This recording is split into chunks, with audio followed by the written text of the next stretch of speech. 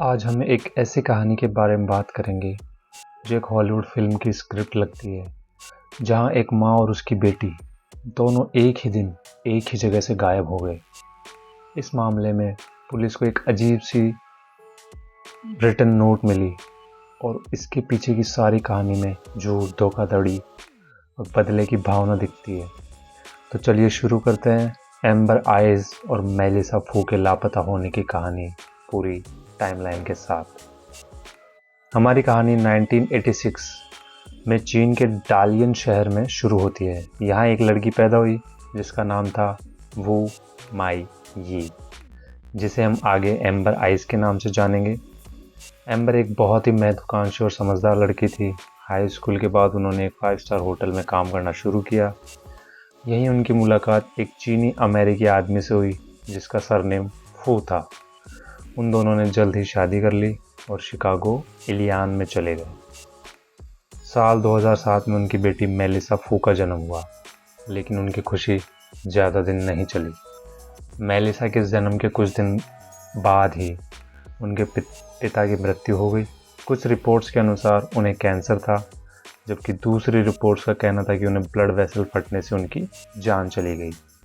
इस हादसे के बाद एम्बर के लिए अकेले मेलिसा को पालना बहुत मुश्किल हो गया, तो 2011 में वह वापस चीन चली गई, यह सोचकर कि उनकी माँ उनकी मदद करेंगे, पर वहाँ भी समस्याओं ने उनका पीछा नहीं छोड़ा। मेलिसा जो यूएस में पैदा हुई थी, वह चीन के कुछ खास स्कूलों में पढ़ नहीं सकती थी और अंतर्राष्ट्रीय स्कूलों की फ़ीस एम्बर के लिए देना मुश्किल था। इस वजह से उन्होंने फिर से यूएस जाने का फैसला किया। इस बार वह लॉस वेगस में बस गई। लॉस वेगस में रहते हुए एम्बर ने अपनी आर्थिक समस्याओं को छिपाने के लिए काफ़ी झूठ बोले। वह लोगों को बताती थी कि वह बहुत अमीर है, उनके पास काफ़ी संपत्ति है, जबकि असल में वह कर्ज में डूबी हुई थी। वह सोशल मीडिया पर भी एक ऐसी झूठी छवि बनाती थी। इसी दौरान उनकी मुलाकात एक और चीनी अमेरिकी आदमी से हुई जिसका नाम था चैन जैन, जिन्होंने खुद को चैन चैंग बताया। चैन का लास वेगस में एक सफल इलेक्ट्रॉनिक्स का बिजनेस था और वह काफ़ी अमीर थे। जल्दी एम्बर और चैन ने एक दूसरे को डेट करना शुरू कर दिया। एम्बर ने उनके बिजनेस में भी निवेश करना शुरू किया, लेकिन एम्बर की ज़िंदगी में पहले ही काफ़ी आर्थिक परेशानियां चल रही थी। उन्होंने चैन के बिजनेस में निवेश करने के लिए एक दूसरे चीनी बिजनेसमैन से पैसे उधार लिए थे और वह पैसे किसी और प्रोजेक्ट के लिए थे। उन्होंने और भी काफ़ी लोगों से पैसे उधार लिए थे और वह उनको वापस नहीं कर पा रही थी। एम्बर और चैन के रिश्ते में सब कुछ ठीक नहीं था। एम्बर की बेटी मेलिसा चैन को बिल्कुल पसंद नहीं करती थी। मेलिसा उनसे बात नहीं करती थी और उनके साथ काफ़ी रूखा व्यवहार करती थी। इस बात पर एम्बर ने मेलिसा को डांट कर चैन से अच्छे से पेश आने के लिए भी कहा था। 2019 में इस परिवार ने वेगोस से एक नई शुरुआत करने का सोचा और वह इरविन, कैलिफोर्निया चले गए। यहाँ उन्होंने एक नया खूबसूरत घर खरीदा। तो अब हम उस दिन पर आते हैं जिस दिन ये सारी रहस्यमय घटनाएं शुरू हुई। तारीख थी 22 नवंबर 2019। थैंक्सगिविंग का वीकेंड शुरू होने वाला था।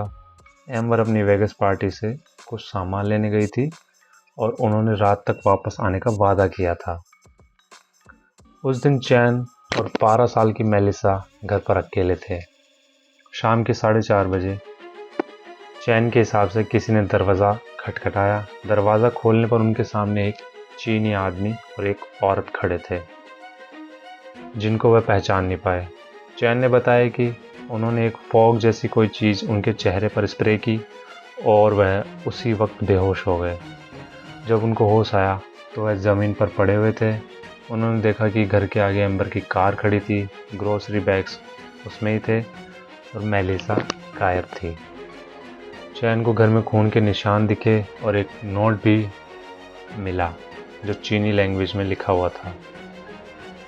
नोट में लिखा था कि एम्बर और मेलिसा ठीक हैं और अगर उनको दोबारा देखना है तो पुलिस को इन्फॉर्म मत करना। आगे नोट में लिखा था कि वह कुछ दिनों में वापस आ जाएंगे। नोट को पढ़कर बहुत डर गया था चैन और उन्होंने पुलिस को सूचित नहीं किया। इसके बाद उनको और भी नोट्स मिलते गए जिसमें उनको डायरेक्शन दिए जा रहे थे। एक नोट में तो यह भी लिखा था कि वह 2 दिन के लिए बाहर चले जाएं। चैन ने वह भी किया और लॉस वेगस में अपने रिश्तेदार के घर चले गए। जब वह वापस आए तो उनको एक और नोट मिला जिसमें लिखा था कि एम्बर और मेलिसा ठीक हैं और उन्हें सामान्य बिहेवियर रखना है। जब 2 दिसंबर तक उनको कोई खबर नहीं मिली तब चैन ने पुलिस को सूचना दी। पुलिस ने जांच शुरू की और उनको चैन की कहानी काफ़ी अजीब लगी। उनको लगा कि एक हॉलीवुड फिल्म की कहानी है और उनको चैन पर शक हुआ। पुलिस को घर से खून के निशान मिले जिसमें एम्बर का डीएनए था। मेलिसा का कोई डीएनए नहीं मिला। चैन ने पुलिस को बताया कि खून तब लगा होगा जब उनके हाथ पर एक मीट क्लीवर से चोट लग गई थी। जब एफबीआई ने चैन से सवाल किए तो उन्होंने अपनी कहानी बिल्कुल नहीं बदली। उनका व्यवहार भी काफ़ी सामान्य था जिससे एफबीआई को उन पर और शक हुआ। पुलिस ने एम्बर के अतीत और उनके आर्थिक लेन देन की जांच की और उनको पता चला कि एम्बर ने बहुत से लोगों से पैसे उधार लिए थे और वह उनको वापस नहीं कर पा रही थी। पुलिस को लगा कि शायद एम्बर ने किसी गलत आदमी से दुश्मनी मोल ले ली थी। एम्बर के पासपोर्ट और बैंक अकाउंट से कोई लेन देन नहीं हुआ था। पुलिस ने एक काली कैडिलैक गाड़ी जो थी उसकी तलाश भी की जिसमें वो 2 लोग आए थे, पर वहाँ पे भी उन्हें कोई रिजल्ट नहीं मिला। एम्बर और मेलिसा को लापता होने का मामला एक अनसुलझी पहेली है। पुलिस ने 2020 में जनता को इस मामले के बारे में सूचित किया और उनकी तस्वीरें भी जारी की जिसको आप इंटरनेट पे ढूंढ सकते हैं अगर आप चाहते हैं तो। कई लोगों ने पुलिस को जानकारी दी पर सब गलत निकली। क्या एम्बर और मेलिसा को सच में अगवा किया गया था या इसके पीछे कोई और राज है जिसे पुलिस अभी तक समझ नहीं पाई है? यह मामला आज भी पुलिस के लिए एक पहेली बना हुआ है। कोई फिरौती की मांग नहीं, कोई बॉडी नहीं मिली और कोई मकसद भी साफ नहीं है। तो दोस्तों, यह थी एम्बर आइज और मेलिसा फू की कहानी। यह मामला आज भी हम सबके लिए एक सवाल छोड़ जाता है। क्या आपको लगता है कि इस कहानी में चैन जैन का कोई हाथ था या वह सच में एक विक्टिम थे? कमेंट सेक्शन में अपनी राय ज़रूर बताएं। मिलते हैं अगले वीडियो में, तब तक के लिए पीस आउट।